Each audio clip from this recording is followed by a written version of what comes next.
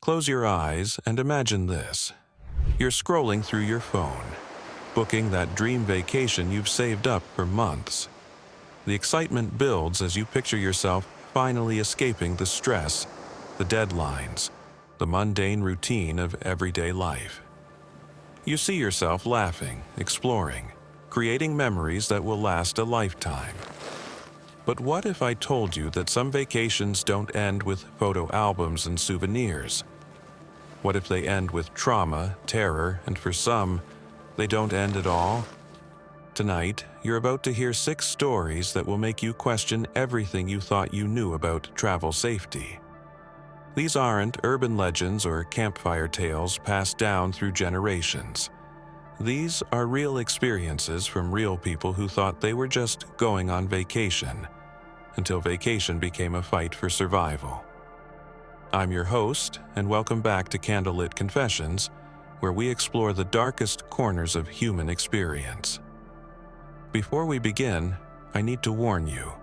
These stories contain disturbing content that some viewers may find unsettling. If you're easily disturbed or have anxiety about travel, you might want to skip this episode.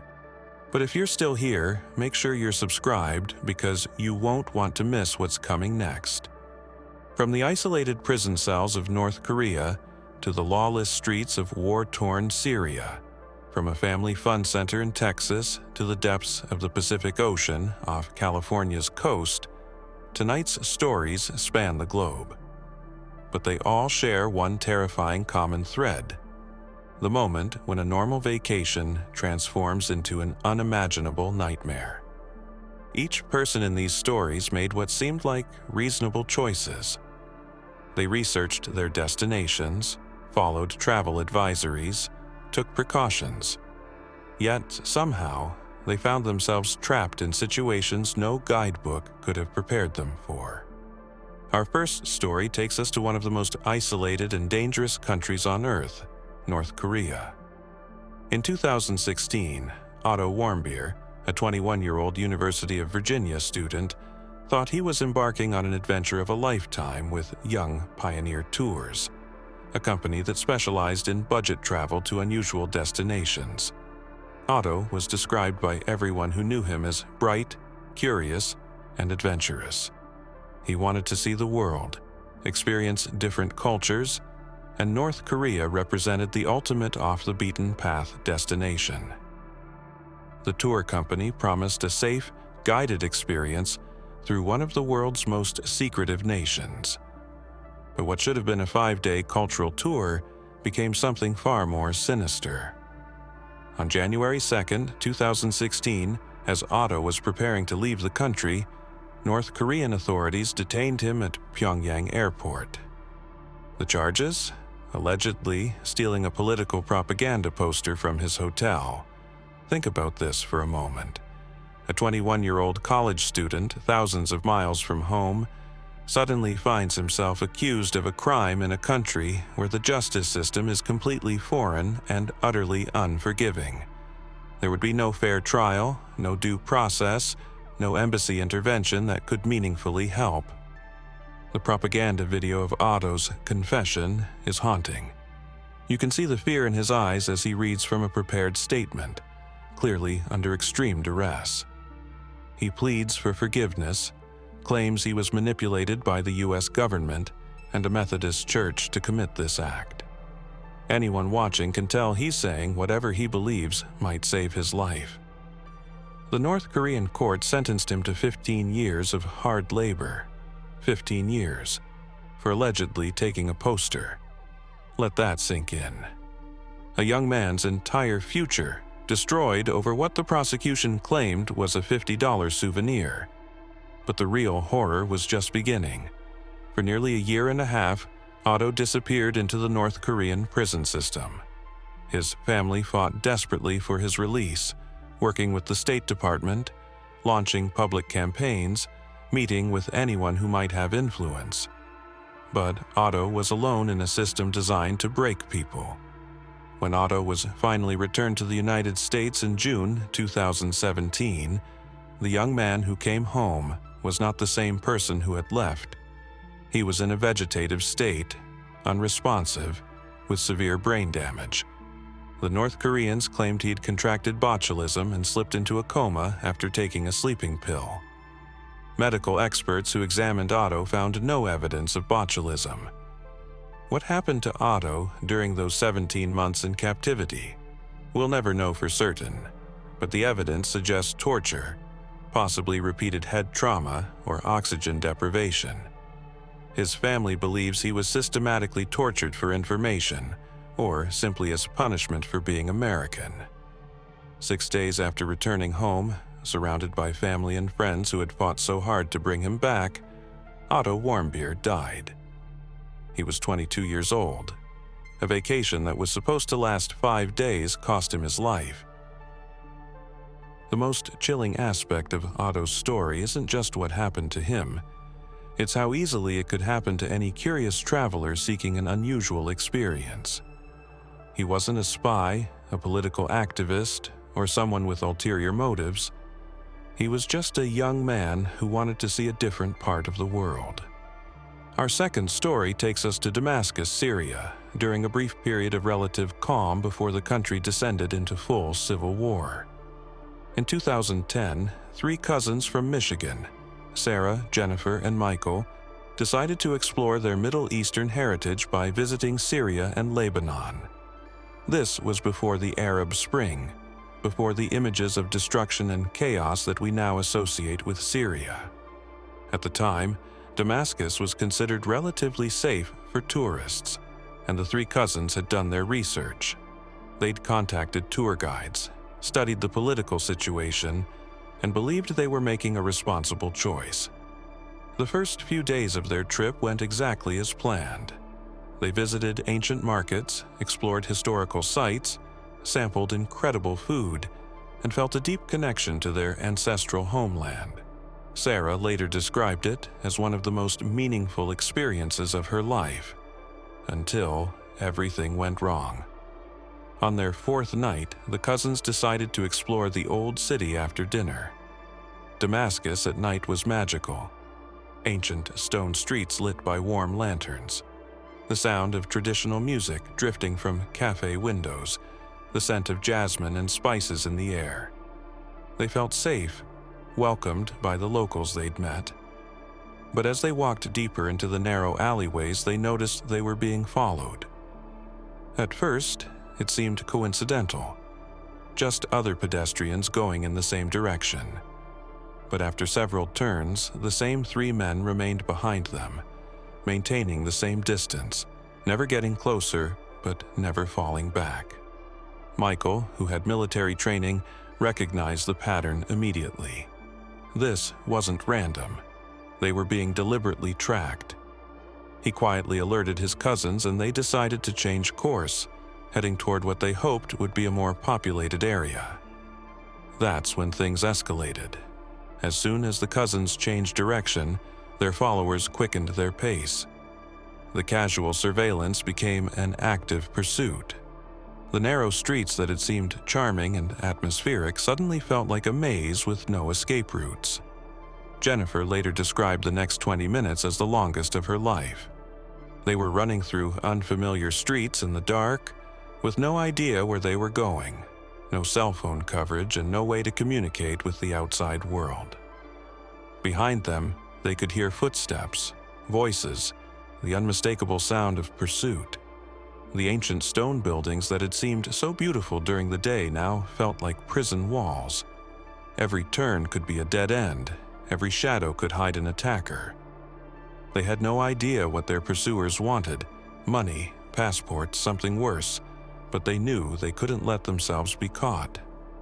Finally, by pure luck, they stumbled into a main thoroughfare where a taxi was dropping off passengers at a hotel. Without hesitation, they jumped into the taxi and told the driver to take them anywhere, just away from the old city. The driver, sensing their panic, didn't ask questions and drove them straight to their hotel. But the terror wasn't over. Back at their hotel, they discovered that someone had been in their room. Nothing was stolen, but their belongings had been searched. Clothes were slightly displaced, luggage zippers weren't quite how they'd left them, and Sarah's journal, where she'd written about their daily activities, was open to a different page. The hotel staff insisted they had no record of anyone entering the room, but the evidence was clear. Someone had been systematically going through their possessions while they were being chased through the streets. They didn't sleep that night. Instead, they barricaded the door, took shifts watching, and booked the earliest possible flight out of Syria. What had started as a journey of cultural discovery had become a nightmarish game of cat and mouse with unknown pursuers who seemed to have resources and organization far beyond common criminals. To this day, they don't know who was following them or why. Government agents, criminal organizations, people targeting American tourists. The uncertainty makes it even more terrifying. They were lucky to escape, but the experience changed them forever. Sometimes the most terrifying experiences happen not in foreign countries with unstable governments, but in places we consider completely safe. Our third story takes place in Plano, Texas, at what should have been a routine family outing to a cheerleading competition. In March 2019, the Williams family, David, Lisa, and their 14-year-old daughter Emma, traveled from their home in Oklahoma to Dallas for the regional cheerleading championships. Emma had been training for months, and the family was excited to support her team in what they hoped would be a qualifying performance for nationals. The Plano Event Center was packed with families, hundreds of teenagers, coaches, and spectators. It was exactly what you'd expect from a cheerleading competition. Colorful, loud, energetic, and completely wholesome. The Williams family found seats in the bleachers and settled in to watch Emma's team perform. But about an hour into the competition, something went wrong. It started with a commotion near the entrance, raised voices, people pointing, someone running. At first, most of the audience didn't notice. Competitions are naturally chaotic, and isolated incidents happen all the time. Then someone screamed. Not the excited scream of a proud parent or the competitive shout of a coach, but a scream of pure terror. Everyone in the building heard it, and that's when the panic began. The next few seconds unfolded like a nightmare in slow motion. Someone shouted, "Gun!" And instantly, hundreds of people began running toward the exits. But here's the terrifying reality of mass panic. When hundreds of people try to escape through limited exits simultaneously, the exits become bottlenecks of crushing humanity. Lisa Williams later described it as being caught in a human tsunami. People pushing from behind, people falling in front, children screaming, parents desperately trying to find their kids. The orderly family event had become a stampede in seconds. David tried to shield Lisa and stay connected to Emma, but in the crush of bodies, they were separated. Emma was somewhere in that sea of panic, a 14-year-old girl being pushed and shoved by adults who were just as terrified as she was. What made it worse was that nobody knew what was actually happening. Was there really a shooter? Where were they? How many? Were the police coming? In the absence of reliable information, people's imaginations filled in the gaps with worst-case scenarios. The emergency exits that were supposed to provide safety became death traps. People were trampled, crushed against doors, pulled down by others falling around them. Lisa found herself pinned against a wall, unable to breathe, with the full weight of dozens of people pressing against her back. For several minutes, that felt like hours. The Williams family didn't know if they would survive their daughter's cheerleading competition. David was fighting through the crowd, desperately searching for Emma. Lisa was struggling just to breathe, and Emma was somewhere in that chaos, alone and terrified. When the emergency responders finally arrived and brought order to the situation, the truth emerged. There had been no shooter. Someone had heard what sounded like gunshots, but it was actually equipment falling in the backstage area. A completely innocent accident had triggered a mass panic that nearly killed dozens of people. The final count was sobering. 37 people were hospitalized, including several with serious injuries from being trampled. Emma was found huddled under the bleachers, physically unharmed but psychologically traumatized. She never competed in cheerleading again. The Williams family learned that day how quickly safety can become danger, how rapidly the familiar can become foreign. They were in their own country, in what they considered a safe, controlled environment, yet they experienced terror as intense as any war zone. Our fourth story brings us to New Orleans, Louisiana, during Mardi Gras 2018. Kelly Martinez, a 26-year-old nurse from Phoenix, had always dreamed of experiencing the famous celebration. She booked a long weekend trip, found a charming bed and breakfast in the French Quarter, and looked forward to immersing herself in the culture, music, and festivities.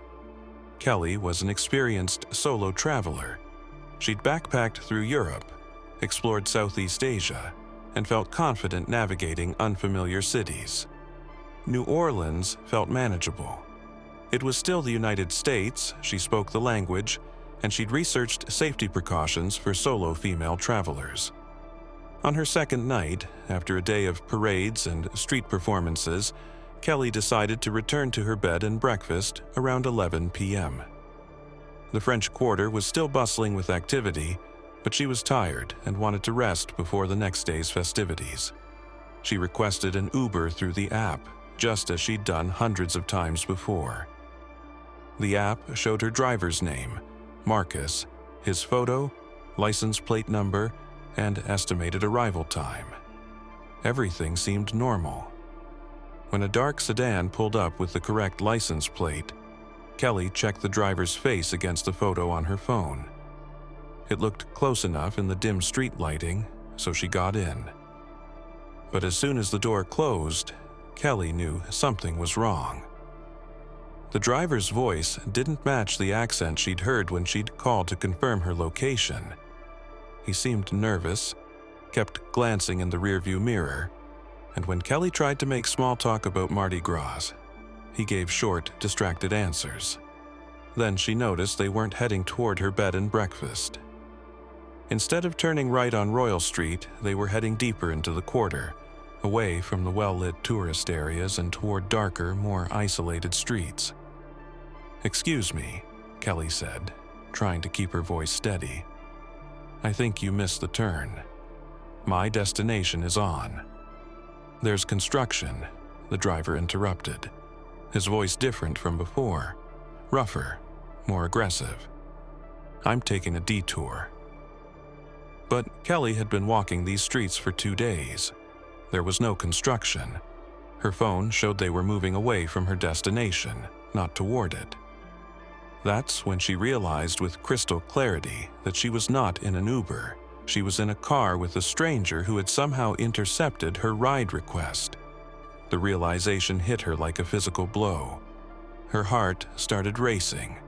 Her palms became sweaty, and she had to fight the urge to panic. She was alone in a moving vehicle with someone who had deliberately deceived her, heading toward an unknown destination in an unfamiliar city. Kelly's nursing training kicked in.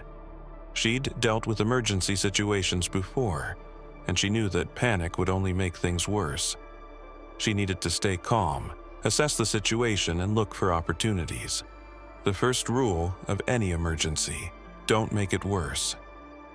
She quietly opened her phone and tried to call 911, but the driver must have been watching in the mirror because he immediately pulled over and turned around. "Give me the phone," he said, and for the first time, Kelly saw his face clearly. It wasn't Marcus from the app photo. This was someone else entirely. "I don't know what you think this is," Kelly said, trying to project confidence she didn't feel. "But I have friends expecting me. They know exactly where I am and when I should arrive." It was a bluff, but it might have been the thing that saved her life. The man hesitated, seemed to recalculate whatever he was planning. During that moment of hesitation, Kelly noticed they had stopped at a red light in an area that wasn't completely deserted. There were other cars around, a few pedestrians visible on the sidewalk. Without thinking, Kelly made her move. She threw herself against the passenger door, pushed it open, and rolled out of the car while it was still stopped. She hit the pavement hard, scraping her knees and palms, but she was out of the vehicle and in the open. "Help!" she screamed at the top of her lungs. "This man is not my Uber driver. Someone call the police." The fake driver panicked. Instead of chasing her, he gunned the engine and sped away, running the red light and disappearing into the New Orleans night. Kelly was left standing on the street corner, bleeding and shaking, but alive and free. A couple of tourists who had witnessed the incident called 911, and the police arrived within minutes. But when they investigated, they discovered something chilling. The real Marcus, the actual Uber driver, had been found unconscious in his car several blocks away. Someone had attacked him, stolen his car and phone, and was using his identity to pick up unsuspecting passengers. Kelly wasn't the first victim. Police discovered that the perpetrator had been operating this scheme for several days during Mardi Gras, targeting solo female travelers. Some of the previous victims had never been found. The most terrifying aspect of Kelly's experience wasn't just what happened to her. It was how perfectly the predator had exploited a system she trusted. The ride-sharing app that was supposed to provide safety and accountability had been turned into a hunting ground. Our fifth story takes us to the picturesque Cotswolds region of England, where the Thompson family, Mark, Claire, and their two children, 8-year-old Sophie and 12-year-old James, had rented a charming cottage for what they thought would be a peaceful family vacation in the summer of 2020. The cottage was everything they'd hoped for. A 300-year-old stone house surrounded by rolling green hills, complete with a thatched roof, a garden full of wildflowers, and the kind of pastoral beauty that makes England famous. It seemed like the perfect escape from their busy London life. The first 2 days were idyllic. They explored local villages, had cream tea at a nearby pub, took long walks through the countryside, and the children played in the garden. Claire later described it as exactly the kind of family time they'd been craving. But on their third night, something disturbed their peace. Around 10 p.m., after the children had gone to bed, Mark and Claire were sitting in the living room reading when they heard a knock at the front door. This was unusual. The cottage was quite isolated, and they weren't expecting anyone. Mark went to answer the door, expecting perhaps a neighbor or someone from the rental agency. Instead, he found a man standing on their doorstep wearing a crude clown mask. White face paint, red nose, grotesquely wide smile. The man didn't say anything, just stood there staring at Mark through the mask's eye holes. "Can I help you?" Mark asked, trying to keep his voice steady. The whole situation felt wrong. The late hour, the isolated location, the bizarre costume. But this was rural England, not some horror movie. Surely there was a reasonable explanation. The man in the clown mask tilted his head slightly, like a confused animal, but didn't respond. He just continued staring. After what felt like an eternity, but was probably only 15 or 20 seconds, he turned and walked away, disappearing into the darkness beyond the cottage's front garden. Mark closed and locked the door immediately, his heart racing. He told Claire what had happened, and they tried to rationalize it. Maybe it was some local eccentric, a harmless drunk, or even a prank. They decided not to worry the children and went to bed, though neither of them slept well. The next morning, they found muddy footprints around the cottage. Someone had been walking around their rental house during the night, peering in windows. The prints circled the entire building, stopping at each window, suggesting whoever it was had been systematically examining their temporary home. They called the local police, who took a report but weren't particularly concerned. "Probably just someone having a laugh," the officer said. "You get all sorts in the countryside." I wouldn't worry too much about it. But that night, the clown returned. This time, instead of knocking, he simply stood in their front garden, visible through the living room window, staring at the house. Mark spotted him around 9 p.m. and immediately called the family together. "We're calling the police," Claire whispered, but Mark was already on the phone. The problem was, this was rural England on a Saturday night. The nearest police station was 30 minutes away, and they were dealing with what the dispatcher described as more urgent matters. For 2 hours, the man in the clown mask stood in their garden. Sometimes he would move to different positions, closer to the house, then back, then to the side. But he never left, and he never stopped watching them. The children were terrified. Claire was calling every neighbor she could find numbers for, and Mark was searching the cottage for anything he could use as a weapon. Then, around 11 p.m., the figure simply vanished. One moment he was there, the next he was gone. They didn't see him leave. He just disappeared into the darkness as if he'd never been there at all. The police finally arrived at midnight, but there was no sign of the intruder. The officers walked around the property with flashlights, but found nothing except more footprints. They took another report and promised to increase patrols in the area, but the Thompsons had lost all sense of security. On the third night, the pattern repeated, but this time the man in the clown mask wasn't alone. The family spotted 2 figures in the garden, the original clown and what appeared to be someone in a crude devil mask. They weren't just watching anymore. They were gesturing to each other, pointing at different windows, seeming to plan something. That was enough. The Thompsons packed their belongings in the middle of the night and drove back to London, abandoning their vacation with 4 days still remaining on their rental. They never found out who the masked figures were or what they wanted. Later, investigation by local police revealed that the cottage had been targeted before. Previous renters had reported similar incidents: masked figures watching from the garden, footprints around the property, an overall sense of being hunted by unknown stalkers. The rental agency had never disclosed this history to guests. The most disturbing aspect wasn't the masks or the watching. It was the systematic nature of the harassment. Someone, or multiple people, had turned terrorizing tourists into a regular activity. The Thompsons' peaceful family vacation had become someone else's twisted entertainment. Our final story takes us to the waters off the coast of Monterey, California, where what should have been a routine scuba diving excursion became a fight for survival against one of the ocean's most feared predators.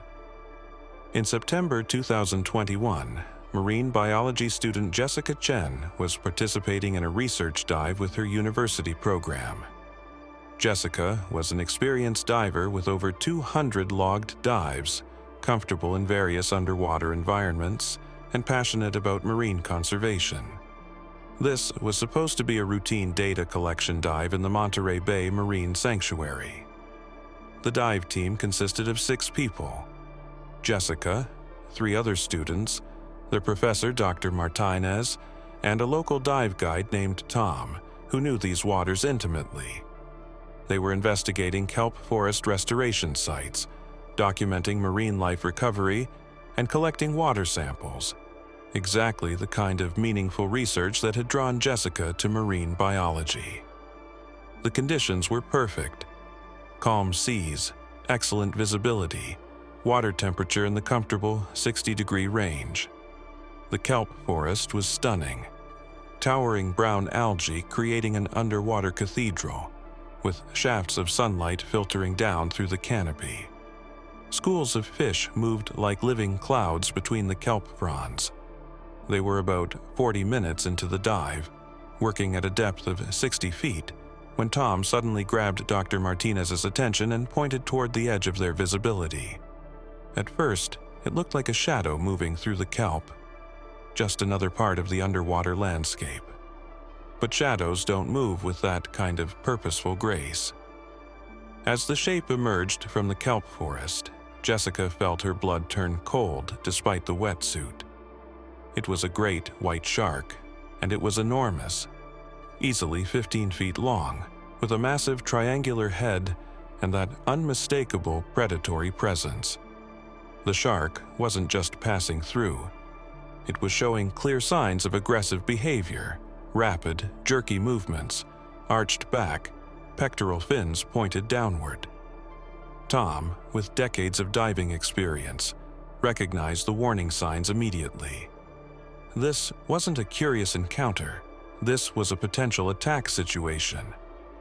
The protocol for great white encounters is to maintain eye contact, move slowly, and try to put solid objects between yourself and the shark. But they were in open water with only kelp for cover, 60 feet below the surface, with limited air supplies and no quick escape route. The shark made its first pass, a fast, investigative approach that brought it within 10 feet of the group. Jessica later described the experience as looking into the face of prehistoric death. The shark's black eyes showed no emotion, no recognition of their humanity, just pure predatory calculation.